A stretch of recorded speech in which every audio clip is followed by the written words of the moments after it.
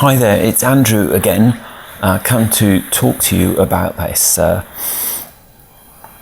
cocky little colt that was up on his toes. I haven't concluded all the case visits, so this is starting at visit 3. We will do a little recap later at the last visit. So there's 5 visits in all.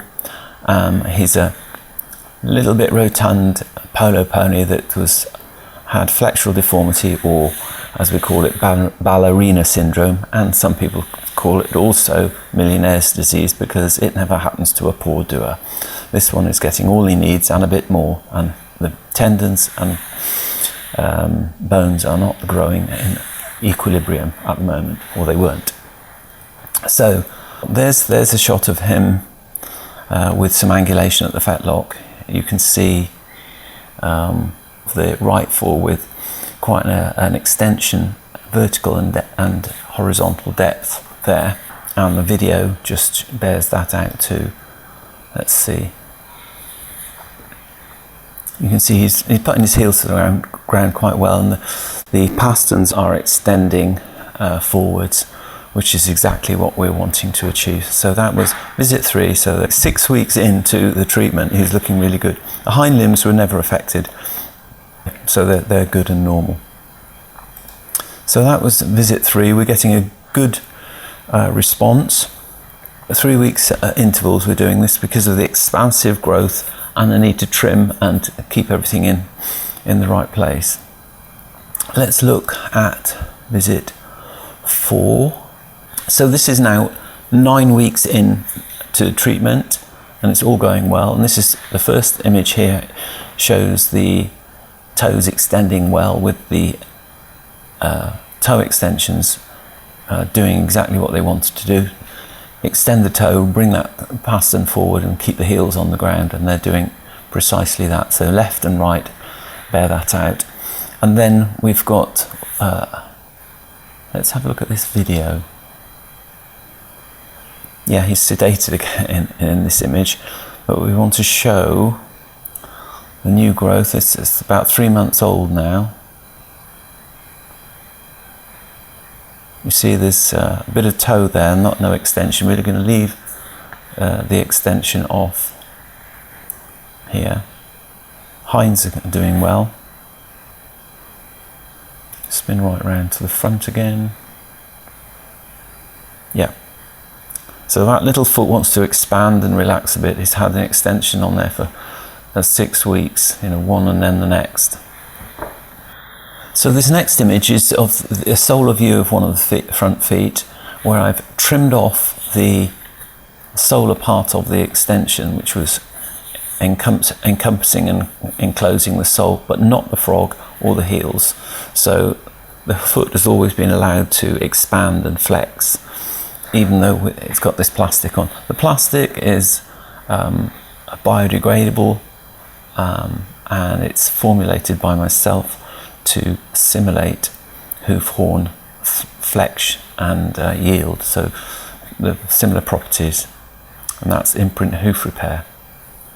So you can see the most notable point here is that the bruising in the toe, and that's from the original walking on the toe, on tiptoe, and also the leverage that's caused by the extension.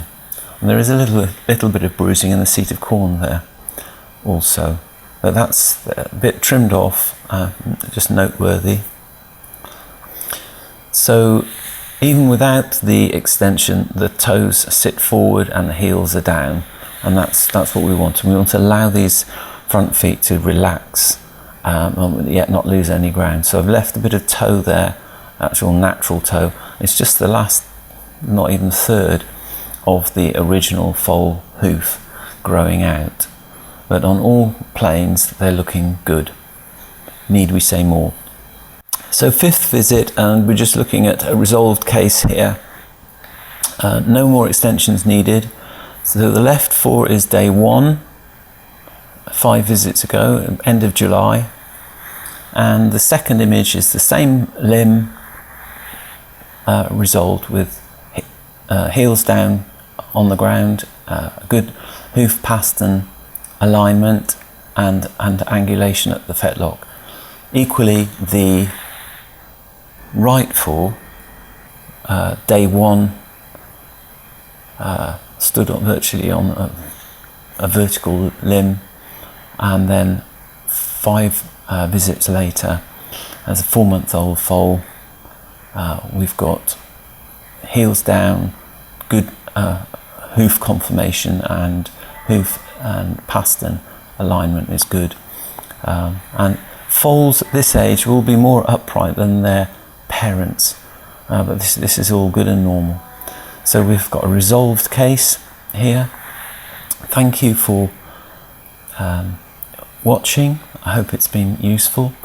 If you're interested in angular limb deformity resolution, I have a couple of cases which we'll do the same with, from first visit through to resolution.